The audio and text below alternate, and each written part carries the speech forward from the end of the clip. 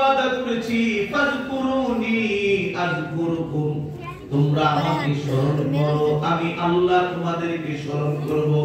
বুড়িমার ঘরের ভিতরে থাইকা আমি আল্লাহর জিকির এমন ভাবে সে করছে, আমি আল্লাহকে কলবের মধ্যে এমন ভাবে বসায়া ফেলাইছে, আমি আল্লাহ তাকে এই মহাপ্লাবন থেকে কুদরতি ক্ষমতায় হেফাজত করেছি। এজন্য জবানটা খুইলা বলেন আমাদের রব কে? আল্লাহ। একটু জোরে বলেন কে? ও মুমিন, এই মজলিসের মধ্যে যদি তুমি আল্লাহর নাম উচ্চারণ করতে না পারো, বাড়িতে যাইয়া যে কতটুকু আল্লাহর নাম উচ্চারণ করে এটা এখানেই বোঝা যাবে। এতগুলো মানুষ একটু জবানটা কইলা আমার আল্লাহকে একটা ডাক দেন, আল্লাহ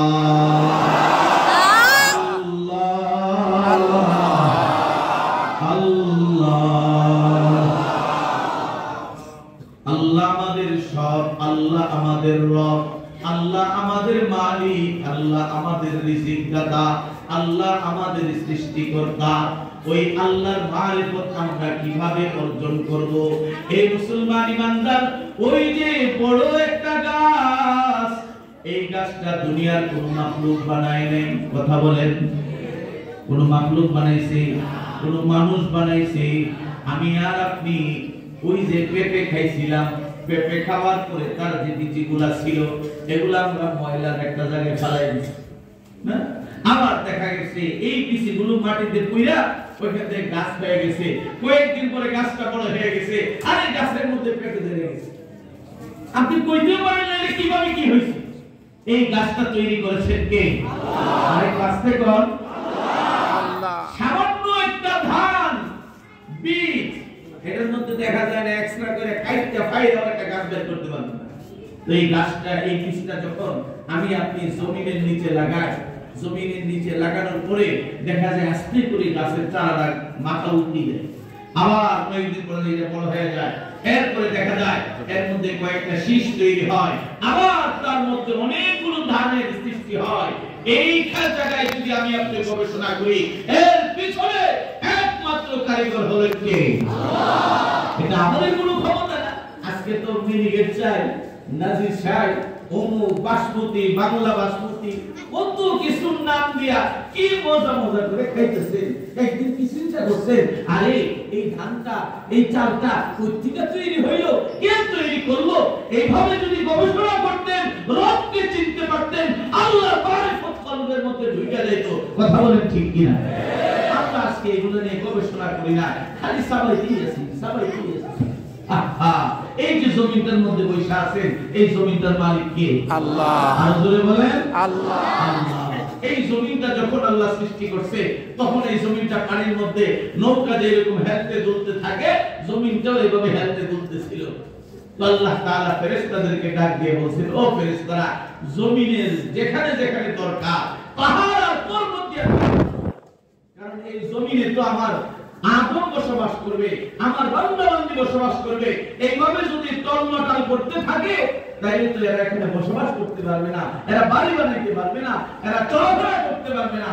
আল্লাহ তাআলা ফেরেশতাদেরকে বলছেন, ওয়াল জিবালা আওতাদা, পাহাড় পর্বত দিয়া পুরো জমিনটাকে তোমরা পেরেক পাইরা স্থির করে দাও।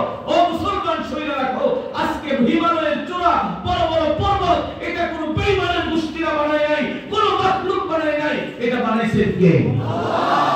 আজকে রাঙ্গামাটি যায়, খাগড়াছড়ি যায়, কি অবস্থা, অ্যাডভেঞ্চার, ওইখানে যায় দেশ ভ্রমণ করে, কিন্তু এটা চিন্তা করে না, আরে এই পাহাড়টা তো আমার রব বানাইছে, এই পাহাড়ের প্রত্যেকটা গাছ তো আমার রব বানাইছে। এইভাবে যদি চিন্তা করতো, যারাই সফর করতো, তারা প্রত্যেকে আল্লাহর ওলি হয়ে যাইতো। কথা বলেন ঠিক কিনা? পিকনিক করতে যায়, রং রং করে লেকচার গাইলে, আরে কি একটা হই হুল্লোড় করে আইতো, কিন্তু একটু চিন্তা করে না যে এত সুন্দর একটা পর্বতমালা, উঁচু চূড়া, তার উপরে দাঁড়াইলে শান্তি লাগে। এত বড় মহাসাগর, কক্সবাজার যায়, সাগর দেখে নাচানাচি করে, কিন্তু একটু গবেষণা করে না, এত বড় সাগর, এটাও তো একটা আল্লাহর মাখলুক, এটাও তো আল্লাহর একটা সৃষ্টি। এর ভিতরে অনেকগুলো প্রাণী আছে। একটা তিমি মাছ হাত করলে আমাদের কইলে পানি থাকবে না। কথা বলেন, সামান্য একটা নদীতে বলে না, আগে রাস্তায় বলে দেখে একটা সাপ সাপ সাপ হয়, কিন্তু এই সাপটাও বানাইছেন কে? আল্লাহ। বিভিন্ন বিষয় এই কুদরতগুলি দেখা যদি আমরা গবেষণা করি, আল্লাহ তাআলার পরিচয় আমাদের কলবের মধ্যে চলে আসবে। তখন অটোমেটিক এত চিল্লায়ে বলা লাগবে না যে বলেন তো দেখি আমাদের রব কে, জোরে বলেন কে? আল্লাহ। তখন আপনি অটোমেটিক দিল দিয়ে বলবেন আমাদের রব হলেন আল্লাহ, আমার মালিক হলেন আল্লাহ। যখন এই বিশ্বাসটা আপনার কলবের ভিতরে ঢুকে যাবে, দেখবেন আপনার কোনো টেনশন থাকবে না। কারণ আপনি যদি কোনো মুসিবতগ্রস্ত হন, আপনি বলবেন আরে মুসিবত আমার আল্লাহ দিয়েছে। মুসিবত কে দিয়েছে? আল্লাহ দিয়েছে। মুসিবত থেকে রক্ষা করবেন কে? আল্লাহ। আল্লাহ তাআলা প্রেসক্রিপশন দিয়ে দিয়েছেন, ইয়া আইয়ুহাল্লাযীনা আমানুস্তাঈনু বিস-সাবরি ওয়াস-সালাহ ইন্নাল্লাহা মা'আস-সাবিরিন। আল্লাহ তাআলা জানায় দিয়েছেন, ও দুনিয়ার ঈমানদার মুসলমান, যখন তোমরা কোনো মুসিবতের মধ্যে পড়ে যাবে, ওই সময় কোনো হাই হুতাশ করবা না। ওই সময় আমি রবের দরবারে মুতাওয়াজ্জু হইবা, সবর করবা, আর নামাজের মাধ্যমে আমি আল্লাহর কাছে সাহায্য চাইবা। সাহায্য করার মালিক কে? আল্লাহ। একটু জোরে বলেন কে? ও মুসলমান, হযরত ওমর ইবনুল খাত্তাব রাদিয়াল্লাহু তাআলা আনহুর জামানায় একজন বড় তাবিঈ যুবক ছিলেন। ওনার নাম ছিল নাবাতা ইবনে ইয়াজিদ আন-নাখঈ রাহমাতুল্লাহি আলাইহি। বড় আল্লাহওয়ালা তাবিঈ। উনি হজের সফরের উদ্দেশ্যে রওনা করছেন। এই জামানায় তো বিভিন্ন ফ্লাইটের মাধ্যমে অল্প সময়ের ভিতরে আমরা বাইতুল্লাহ চলে যাই। এই মুসলমান ভালো করে শুনেন, নাবাতা ইবনে ইয়াজিদ আন-নাখঈ রাহমাতুল্লাহি আলাইহি হজের উদ্দেশ্যে রওনা করছেন কাফেলার সাথে কাফেলাবন্দী হয়ে। কিছু দূর যাওয়ার পরে রাস্তার মধ্যে তাবু গেড়ে যখন তারা বিশ্রাম নিতেছিলেন, ওই অবস্থায় নাবাতা ইবনে ইয়াজিদ আন-নাখঈ রাহমাতুল্লাহি আলাইহি যে বাহনটা ছিল, গাধাটা ছিল, ওই সফরের হালতে ইন্তেকাল করছে, মরে গেছে। এখন সাথীরা বলতেছে, ও নাবাতা, তুমি তোমার সামানাগুলো আমাদের বাহনে উঠাইয়া আমাদের সাথে তুমি রওনা করো। নাবাতা ইবনে ইয়াজিদ আন-নাখঈ রাহমাতুল্লাহি আলাইহি জানায় দিলেন, না না, আমি তোমাদের সাথে যাব না, তোমরা তোমাদের মতো রওনা করো, আমি এখানে আছি, কোনো অসুবিধা নেই, যাও। এই মুসলমান ভালো করে শুনেন, আল্লাহর ওলি নাবাতা ইবনে ইয়াজিদ আন-নাখঈ রাহমাতুল্লাহি আলাইহি সাথীদেরকে বিদায় করে দিয়েছেন। উনি তখন গাড়ি থেকে নামাজের মুসল্লা বের করছেন। নামাজের মুসল্লা বের করে তিনি নামাজে দাঁড়ায় গেছেন। নামাজ আদায় করার পরে আসমানের দিকে দুইটা হাত তুলে কান্না শুরু করে দিলেন, প্রভু গো, আমি তো আপনার ঘরের একজন মেহমান, আমি তো বাইতুল্লাহ যাওয়ার উদ্দেশ্যে রওনা করেছি, অন্য কোন উদ্দেশ্যে আমি সফর কইরা রওনা করি নাই। ও প্রভু, আপনি তো জানেন আমি এই সফরে যাচ্ছি, আর আমার বাহন যদি না থাকে আমার বড় কষ্ট হবে। আল্লাহ, আমার বিশ্বাস আপনি জীবিতকে মৃত করতে পারেন, মৃতকে জীবিত করতে পারেন। মেহেরবানি করে আমার এই গাধাটাকে আপনি জীবিত করে দেন। সুবহানাল্লাহ। এইভাবে নাবাতা ইবনে ইয়াজিদ আন-নাখঈ রাহমাতুল্লাহি আলাইহি মুনাজাত শেষ করার পরে কোমর থেকে খঞ্জর বের করছে। খঞ্জর বের করে বিসমিল্লাহি আল্লাহু আকবার বলে ওই মরা গাধার উপরে খোঁচা মারছে। খোঁচা দেওয়ার সঙ্গে সঙ্গে আল্লাহ পাক রব্বুল আলামিন ওই মরা গাধাটাকে আল্লাহ তাআলা জিন্দা বানায় দিয়েছে। গাধা জিন্দা হয়ে গেছে। এখন উনি সামানা নিয়ে গাধাতে উঠছে, ওইটা রওনা করছে। কিছু দূর যায়া ওই কাফেলার ধরে ফেলেছে। এখন কাফেলার সবাই আশ্চর্য, আরে তার মধ্যে দেখে আসলাম এই গাধা মরে গেছে, আপনি এই গাধাতে চলে আসলেন, ঘটনা। তখন নাবাতা ইবনে ইয়াজিদ আন-নাখঈ রাহমাতুল্লাহ আলাইহি ওনার কলবের মধ্যে এই ইয়াকিন বিশ্বাস ছিল যে আমার আল্লাহ জিন্দাকে মুর্দা বানাইতে পারে, মুর্দাকে জিন্দা বানাইতে পারে, এই ক্ষমতা একমাত্র কার? আল্লাহ। ওই ইয়াকিন আর বিশ্বাসের উপরে উনি তখন সাথীদেরকে বলতেছেন, শুনেন, আমি নিজস্ব কোনো মাতবরি করি নাই, আমি আমার রবের দেওয়া প্রেসক্রিপশন অনুযায়ী আমল করছি। ওই প্রেসক্রিপশনটা কি? ওই প্রেসক্রিপশন হলো ইয়া আইয়ুহাল্লাযীনা আমানুস্তাঈনু বিস-সাবরি ওয়াস-সালাহ ইন্নাল্লাহা মা'আস সাবিরিন। আল্লাহ তাআলা বলে দিয়েছেন, ও ঈমানদার তোমরা শোনো, তোমরা যখন কোনো মুসিবতের মধ্যে পড়ে যাবা, সবর করবা আর সালাত আদায় করে আমি আল্লাহর কাছে সাহায্য চাইবা, আমি আল্লাহ তোমাদেরকে সাহায্য করব। জোরে বলুন সুবহানাল্লাহ। ভাইরা আমার, এজন্য বলতেছি মুসিবত দেওয়ার মালিক কে? আরেকটু জোরে বলেন, মুসিবত থেকে রক্ষা করার মালিক কে? আল্লাহ। এজন্য আল্লাহর সাথে আমাদের দিলের সম্পর্ক রাখা দরকার, দিলের সম্পর্ক তৈরি করা দরকার। দেখবেন আপনি যত কিছুই বিপদে পড়েন না কেন, আল্লাহ আপনাকে হেফাজত করবে। রাসূল আমাদেরকে শিখায়া গেছেন, ইযা সাআলতা ফাসআলিল্লাহ, যখন কোনো কিছু চাইবা আল্লাহর কাছে যাও। ওয়া ইযা ইসতাআনতা ফাসতাঈন বিল্লাহ, যখন কোনো সাহায্য চাইবা আল্লাহর কাছে সাহায্য চাও।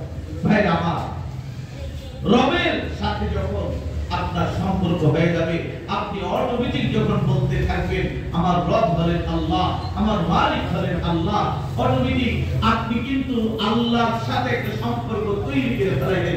এখন আপনার কাজ হলো সুম্মাস্তাকামু, আপনাকে ঈমানের উপর অটল অবিচল থাকতে হবে।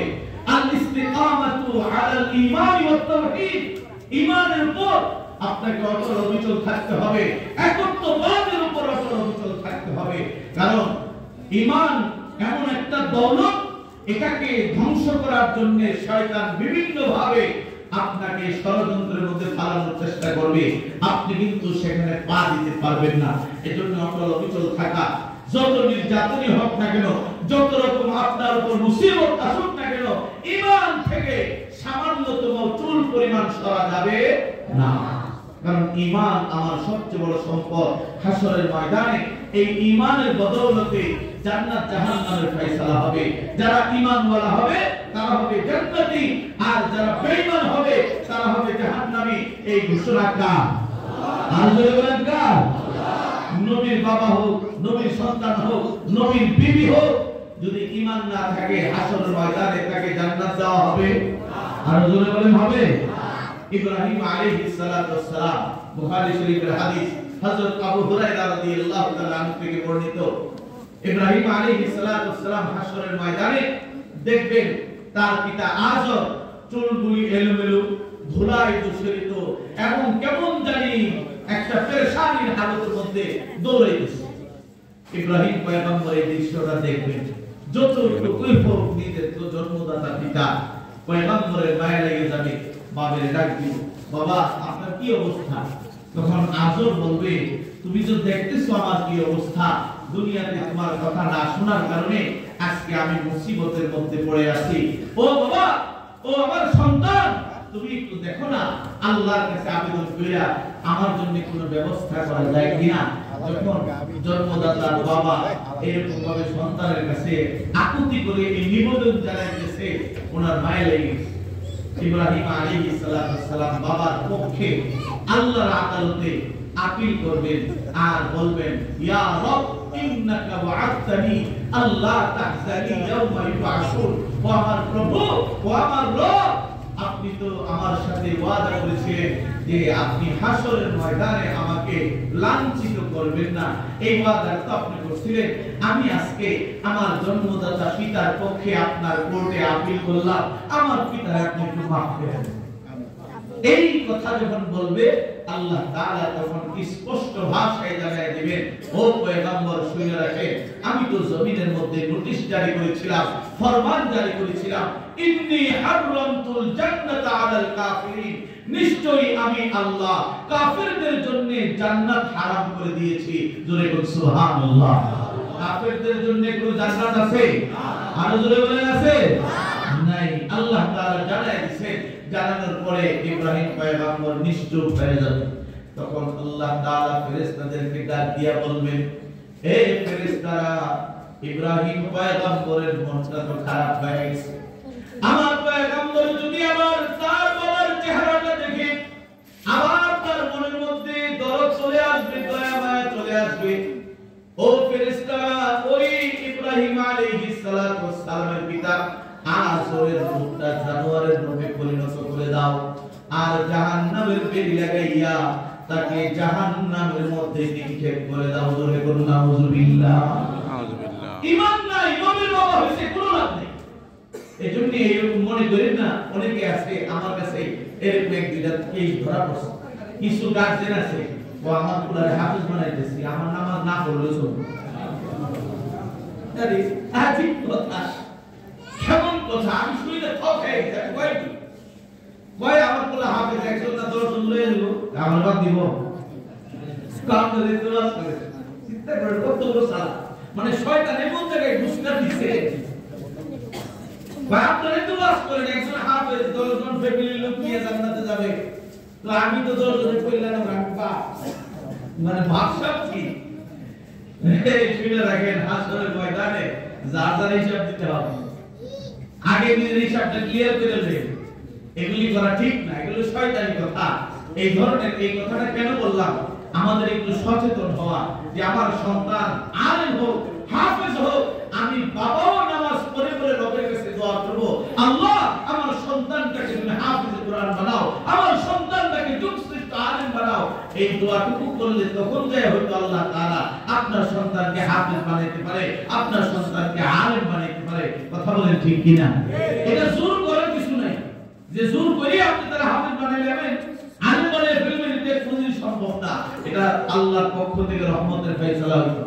ভাই আমার যে কথা বলতেছিলাম যে ঈমান এত দামি জিনিস, ঈমানের দ্বারা জান্নাত আর জাহান্নামের ফয়সালা হবে। এজন্য আমাদের প্রত্যেকের উচিত ঈমানের উপর অটল অবিচল থাকা। যত নির্যাতনে আসুক না কেন, বেঈমানদের পক্ষ থেকে যত ষড়যন্ত্র হোক না কেন, আমরা আমাদের ঈমানের এই পথ থেকে কোনোদিন পিছপা হব না, এক চুল পরিমাণ সরে দাঁড়াবো না। কথা বলেন ঠিক কিনা? সাহাবায়ে কেরাম কিন্তু সীসাগলিত দেয়ালের মতো, প্রাচীরের মতো শক্ত ছিলেন।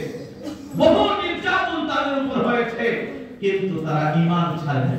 ভাইরা আমার, আল্লাহর পয়গম্বর মক্কাতুল মুকাররমায় যখন এই দাওয়াত শুরু করলেন, ইসলামের দাওয়াত, কালিমার দাওয়াত দেওয়া শুরু করছেন, তখন আল্লাহর পয়গম্বরের সবচেয়ে বড় শত্রু ছিল আবু জাহেল। আবু জাহেল ইসলামের সবচেয়ে বড় শত্রু।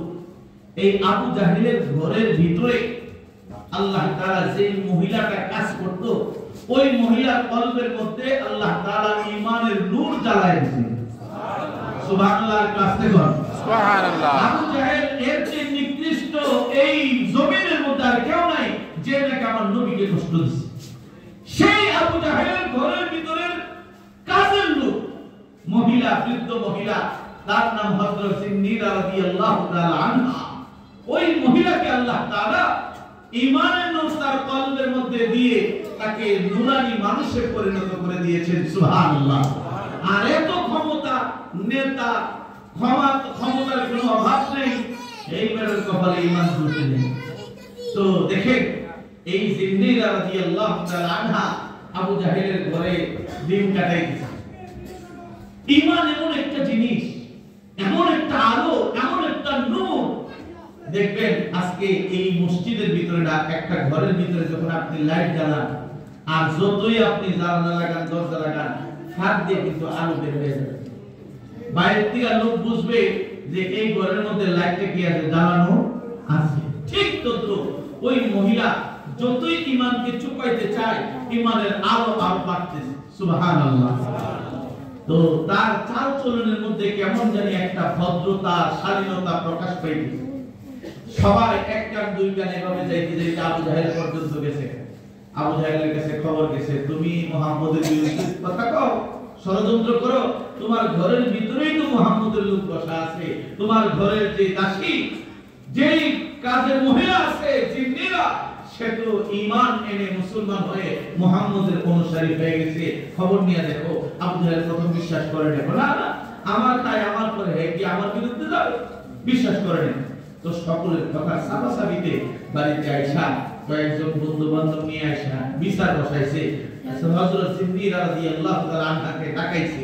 ডাকানোর পরে বলতেছে, হে সিন্নিরা, তুমি নাকি মুহাম্মদের ধর্ম গ্রহণ করছো, তুমি নাকি কালিমা পড়ে মুসলমান হয়ে গেছো, কথা কি সত্য? দেখেন হযরত সিন্নিরা রাদিয়াল্লাহু তাআলা আনহা তার সামনে বড় তারপরে সেই ঈমান দীপ্ত কণ্ঠে আবু জাহেলের সামনে দাঁড়ায় বলতেছে, হ্যাঁ আমি মুহাম্মাদুর রাসূলুল্লাহ সাল্লাল্লাহু আলাইহি ওয়াসাল্লামের কাছে কালিমা পড়ে মুসলমান হয়ে গেছি।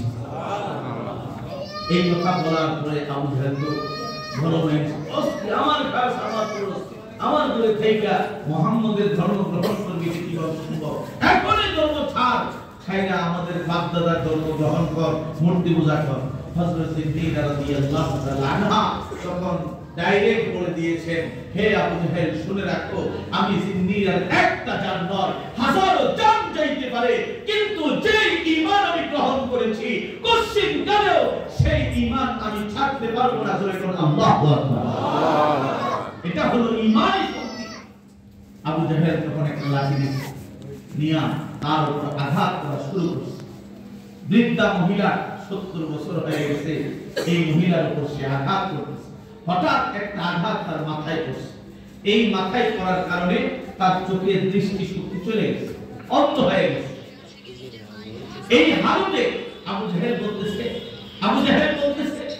যে এই যে তোমার চোখের পাওয়ার গেছে গা, এটা হলো এই যে মূর্তিগুলোর সাথে তুমি বিয়াদবি করছো, মূর্তিগুলো তোমার অভিশাপ দিছে, এই কারণে চোখের পাওয়ার গেছে গা। জোরে করুন নাউজুবিল্লাহ।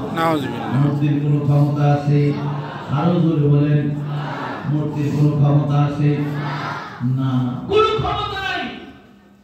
এখন হযরত সিদ্দিকের মনে কষ্ট লেগে গেছে, এত মারা মানলো, এরপর আবার এই কথাটা কইল যে মূর্তি নাকি অভিশাপ দিয়ে আমার চোখ খুলে গেছে, এই কথাটা সে মানতে রাজি না।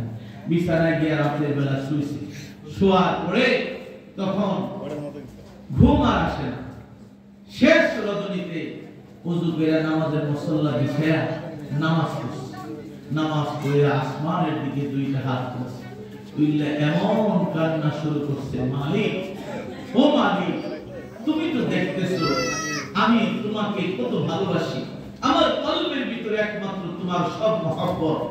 ও মালিক, আমাকে আবু জাহেল মারছে, নির্যাতন করছে, এমনকি আমার জানটা যদি নিয়ে যেত আমার কোনো আপত্তি ছিল না, কিন্তু আমার একটা জায়গায় কষ্ট লাগছে। সে আমাকে বলছে দেবদেবীর সাথে বিয়াদবি করার কারণে নাকি আমার চোখের পাওয়ার দেবদেবী অভিশাপ দিয়ে নিয়ে গেছে। আমার তো বিশ্বাস চোখের মধ্যে পাওয়ার দেওয়ার মালিক তুমি, চোখ থেকে পাওয়ার ছিনা নেওয়ার মালিকও তুমি। ও আল্লাহ, তুমি আমাকে আমার এই মুনাজাতের শেষে আবার তুমি আমার চোখের পাওয়ারটা ফিরিয়ে দাও, যাতে করে ফজরের পরেই আমি আবু জাহেলকে দেখায় দিতে পারি, ওই আবু জাহেল শুনে রাখ, তোর দেবদেবী চোখের পাওয়ার দেওয়ার ক্ষমতা রাখে না, চোখের পাওয়ার দেওয়ার ক্ষমতা দেওয়ার মালিক কে? আল্লাহ। হযরত সিদ্দিক রাদিয়াল্লাহু তাআলা আনহা এরকম ভাবে দুই হাত দিয়ে মুনাজাতের করে মাসাহ করছে। মাসাহ করার পরেই সাথে সাথে আল্লাহ পাক রব্বুল আলামিন তার চোখের মধ্যে দৃষ্টি শক্তি ফিরে এনেছে। সুবহানাল্লাহ। ফজরের পরেই যে আবু জাহেল বিবৃতেছে, আবু জাহেল তুমি না কইছিলা দেবদেবীর সাথে বিয়াদবি করার কারণে আল্লাহ এই দেবদেবীর অভিশাপ দিয়েছে, আমার চোখের পাওয়ার চলে গেছে। না না, দেবদেবীর কোনো ক্ষমতা নাই, আমার রব পাওয়ার নিয়ে গেছিল, আমার রব আবার শেষ রজনীতে আমার চোখের পাওয়ারটা ফিরে এনেছে। সুবহানাল্লাহ। হ্যাঁ রামা, এজন্য বলতেছি ঈমানের উপর অটল অবিচল থাকা, সুম্মাস্তাকামু, ইস্তিকামাত আলাল ঈমান ওয়াত তাওহীদ, ঈমানের উপরে, তাওহীদের উপরে, একত্ববাদের উপরে অটল অবিচল থাকলে আল্লাহর ওয়াদা আছে, সেটা হলো ফালা খাউফুন আলাইহিম ওয়ালা হুম ইয়াহজানুন, তাদের কোনো ভয় নাই, তাদের কোনো চিন্তা নাই, তাদের সঙ্গে আছেন কে? আল্লাহ। এই ব্যক্তিরা যারা বলবে আমাদের রব হলেন আল্লাহ, আর আল্লাহর উপরে ঈমানটাকে মজবুতির সাথে ধরে রাখবে, ইস্তিকামতের সাথে ধরে রাখবে, এদের জন্য আল্লাহর ওয়াদা হলো এইরকম যে তাদের কোনো ভয় নেই। অন্য আয়াতের মধ্যে আসছে এই ব্যক্তিরা যখন মৃত্যুর কাছাকাছি চলে আসে, এই ব্যক্তিদের কাছে আল্লাহ তাআলা রহমতের ফেরেশতা পাঠায় দেন। সুবহানাল্লাহ। রহমতের ফেরেশতারা এসে বলে কি, আল্লাহ তাখাফু ওয়ালা তাহজানু, যে তোমরা কোনো ভয় করবে না, তোমরা কোনো চিন্তা করবে না, কোনো টেনশন নাই। অনেকে আছে যুবক হয়েছে, ক্যান্সার হয়ে গেছে, কিন্তু তার ঈমান বড় মজবুত। তার ছোট ছোট মাসুম বাচ্চা, সে শুধু বাচ্চাদের দিকে হাত বুলায় কয় আরে আমি তো বলে দিতেছি এই যে দেখো এইরকম অনেক সময় এরকম হয়। অল্প বয়সে একটা ভালো ছেলে একদম ক্যান্সার হয়েছে, কিডনি নষ্ট হয়ে গেছে, বিছানায় পড়ে কাঁদতেছে, মৃত্যু তার খুব কাছাকাছি। এই ছেলেটা চিন্তা করে আমার বিবিকে দেখবো, আমার ব্যবসা দেখবো, আমার বাচ্চাদেরকে দেখবো, বিভিন্ন টেনশন তার মধ্যে কাজ করে। তাফসীরের কিতাবের মধ্যে আসছে রহমতের ফেরেশতারা যে তার কানে বলবে আল্লাহ তাখাফু, তোমার কোনো ভয় নাই, আর ওয়ালা তাহজানু, তোমার কোনো চিন্তা নাই। ওয়ালা তাহজানুর ব্যাখ্যায় আসছে যে তুমি চিন্তা করো না ও আল্লাহর বান্দা, ও আল্লাহর বন্ধু, শুনে রাখো তোমার ইন্তেকালের পরে তোমার সন্তান, তোমার বিবি, তোমার সব কিছুর জিম্মাদার হবেন আমার আল্লাহ। জোরে বলুন সুবহানাল্লাহ। সুবহানাল্লাহ। তোমার কোনো ভয় নেই। ওয়া আবশিরু বিল জান্নাহ, শুনে রাখো তুমি জান্নাতের সুসংবাদ গ্রহণ করো, যে জান্নাতের ব্যাপারে রব তোমাদেরকে ওয়াদা দিয়েছে। এখন এই লোকটা বলবো কি, বুঝলাম তো আল্লাহ তাআলা সবকিছুর ব্যবস্থা রাখছেন, ভয় নাই, চিন্তা নাই, কিন্তু এত কঠিন সফর, যেই সফরে কেউ আমাদের সাথী হবে না, এত কঠিন সফরে কোন মুসিবতের মধ্যে পড়ে গেলে কি অবস্থা হবে? ফেরেশতারা তখন বলতেছেন নাহনু আউলিয়াউকুম ফিল হায়াতিদ দুনিয়া ওয়া ফিল আখিরাহ, হে আল্লাহর বান্দা আমরা ফেরেশতারা তোমার বন্ধু হয়ে যাব। এই জমিনের মধ্য থেকে সফর শুরু হয়ে গেছে, জমিনেও তোমার বন্ধু হব। মরণের পরে তোমাকে জান্নাতে পৌঁছানোর পর্যন্ত তোমার সাথে থাকবো। সুবহানাল্লাহ। জান্নাতে যাওয়ার পরে তোমার মন যা চাইবে, তোমার দিল যা চাইবে, আল্লাহ পাক রব্বুল আলামিন তোমার সমস্ত চাওয়া পাওয়া পূরণ করবেন। ওয়ালাকুম ফিহা মা তাশতাহি আনফুসুকুম ওয়ালাকুম ফিহা মা তাদউন, তোমার মন যা চাইবে, তোমার মনের মধ্যে যা কিছু তামান্না হবে, যা আকাঙ্ক্ষা হবে, আল্লাহ পাক রব্বুল আলামিন সমস্ত চাওয়া পাওয়া পূরণ করে দিবেন। কেননা তুমি হলে রব্বে কারীমের পক্ষ থেকে মেহমান। জোরে বলুন সুবহানাল্লাহ। এজন্য ভাই আমার আপনার উচিত হবে যে ঈমানের উপর অটল অবিচল থাকা, আমলের উপর অটল অবিচল থাকা। এই যে শীতের সময় শেষ রাতে ঠান্ডা পানি দিয়ে ওযু করতে কষ্ট লাগে, তো যত কষ্টই লাগুক আপনি কষ্ট স্বীকার করে ঠান্ডা পানি দিয়ে ওযু করে মসজিদে আইসা জামাতে শরীক হইতেছেন, এটা কিন্তু আপনি ইস্তেকামতের উপর আছেন, আপনি অটল অবিচল আছেন। আমার কষ্ট হইতে পারে কিন্তু আমি আমার নামাজ ছাড়বো না। এই যে আপনি নামাজের উপর অটল অবিচল ছিলেন, আল্লাহ তাআলার পক্ষ থেকে ওয়াদা হলো মরণের পরে আল্লাহ আপনাকে জান্নাতের মালিক বানায় দিবেন। আর এটা কোথায় লালন করতে হবে? এটা কলবে লালন করতে হবে। দেখেন না ভাব বললে হবে না। অনেক আছে যে নামাজটা একটু লক্ষ্য করে পড়ে মানুষ যাতে আমার কি কয় নামাজি, না না, এই ধরনের চিন্তা ভাবনা করলে হবে না। এজন্য আল্লাহর নবী হাদিসের মধ্যে ডাইরেক্ট বলে দিয়েছেন ইন্নাল্লাহা লা ইয়ানজুরু ইলা আজসামিকুম ওয়ালা ইলা সুওয়ারিকুম, নিশ্চয়ই আল্লাহ তাআলা তোমাদের কার দেহ কত বড়, কে কত সুন্দর আকৃতির, কার কত সম্পদ, বাহ্যিক সুরতের দিকে আল্লাহ তাআলা তাকাবে না। ওয়ালাকি ইয়ানজুরু ফি কুলুবিকুম ওয়া আ'মালিকুম, আল্লাহ তাআলা দেখবে তোমাদের কলবটা, কার কলবটা কত সুন্দর, কার আমলটা কত ইখলাস ওয়ালা, এগুলো আল্লাহ তাআলা দেখবেন। এগুলো দেখেই আল্লাহ তাআলা হাসরের ময়দানে ফয়সালা করবেন। ওই যে দেখেন না হযরত বেলাল হাবশী রাদিয়াল্লাহু তাআলা আনহু, যার চেহারা কোনো কাটিং ছিল না, তেমন কোনো ভালো সুরত ছিল না, যার বংশগত স্ট্যাটাস তেমন ভালো না, যার অর্থ সম্পদ ছিল না, আল্লাহ তাআলার কাছে তার দিলটা এত প্রিয় ছিল, এত প্রিয় ছিল, হযরত বেলাল জমিনে থেকে আযান দিত, সেই আযানের আওয়াজ আরশে মুআল্লা পর্যন্ত পৌঁছে যেত। আমিন। আল্লাহর নবী মেরাজের রজনীতে জান্নাতে ভ্রমণ করতেছে, আল্লাহর নবীর আগে বেলালের পায়ের খরমের আওয়াজ শুনতে পাইছেন। নবীজি সাল্লাল্লাহু আলাইহি ওয়াসাল্লাম জমিনে এসে বেলালকে জিজ্ঞাসা করতেছেন, ও বেলাল তুমি এমন কি আমল করো যে আমলের বদৌলতে আমি জান্নাতের ভিতরে তোমার পায়ের খরমের আওয়াজ শুনতে পাইছি? জোরে বলুন সুবহানাল্লাহ। হযরত বেলাল কান্না শুরু করে দিয়েছে, ইয়া রাসূলুল্লাহ আমি বেলালের কি দাম আছে, আমি বেলাল তো গোলামের বাচ্চা গোলাম, আমি বেলাল তো কোনো কোয়ালিটি নেই, আমার জন্য এত বড় সুসংবাদ, এটা তো আমি বেলালের জন্য অনেক বড় পাওয়ার বিষয়। তখন আল্লাহ নবী বলছেন, আরে বলো না কি আমল? তখন হযরত বেলাল বলতেছেন, ইয়া রাসূলুল্লাহ, একটা আমল আমি সব সময় করি, সেটা হলো যখনই আমি ওযু করি তখনই আমি ওযুর পরপরই তাহিয়াতুল ওযু 2 রাকাত নফল নামাজ আমি আদায় করি। হয়তো আল্লাহ তাআলা এই আমলটা পছন্দ করে আমাকে এইরকম একটা সুসংবাদ আপনার মাধ্যমে দিয়েছেন। জোরে বলুন সুবহানাল্লাহ। এজন্য ভাই আপনাদের কাছে আমার একটা মেসেজ, সেটা হলো এই জমিনে আমরা আছি, এই জমিনের মালিকের সাথে সম্পর্ক করার চেষ্টা করি।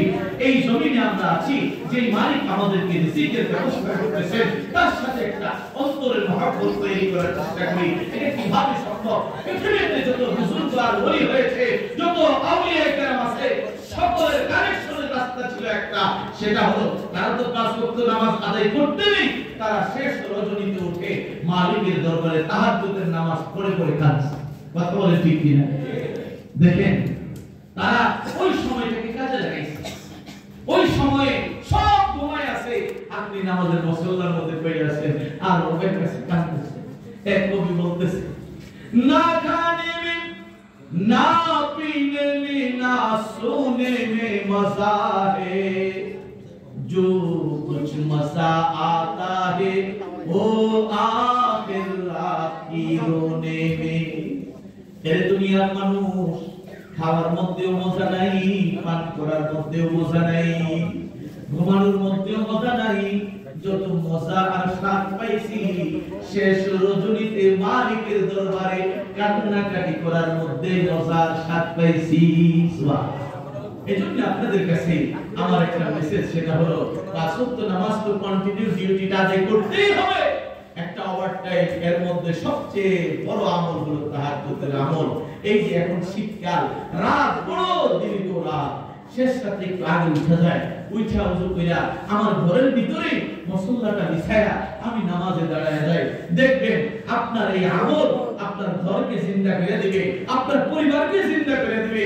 আপনার ছোট্ট ছেলেটা ঘুম থেকে উঠে যাবে আর দেখবে আমার বাবা নামাজে দাঁড়ায় আছে, আমার বাবা তার রবের কাছে কাঁদতেছে। এই ছেলেটা কিন্তু ঘর থেকে শিক্ষা নিবে। এই ছেলেটা বড় হওয়ার পরে সেও বাবার এই পথের পথিক হওয়ার চেষ্টা করবে। এইভাবে ঘরটা একটা সুন্দর পরিবেশ তৈরি হবে। আপনার বিবিও একদিন 2 দিন 3 দিন সেও দেখবেন যে না বিছানা থেকে উঠা সেও যদি তুমি নামাজ পড়বা, তুমি আল্লাহর প্রিয় বান্দা হইবা, আর আমি কি পিছনে থাকুম নাকি, সেও দেখা যাবে নামাজের মুসল্লা নিয়ে পাশে এসে দাঁড়ায় আছে। পরিবেশ তৈরি হয়েছে। আল্লাহ তাআলা আমাদের সবাইকে এই সমস্ত কথাগুলোর উপর আমল করার তৌফিক দান করুন। আমিন। আমিন। তার একটু জোরে বলেন আমিন। আল্লাহ তাআলা আমাদের সবাইকে মরণ পর্যন্ত ঈমান আর নেক আমলের সাথে থাকার তৌফিক দান করুন। আমিন। আল্লাহ তাআলা আমাদের সবাইকে এই জামিয়ার সাথে জান মাল দিয়া শরীক থাকার, জড়িত থাকার তৌফিক দান করুন। আমিন। ওয়া আখিরু দাওয়ানা আলহামদুলিল্লাহি রাব্বিল আলামিন।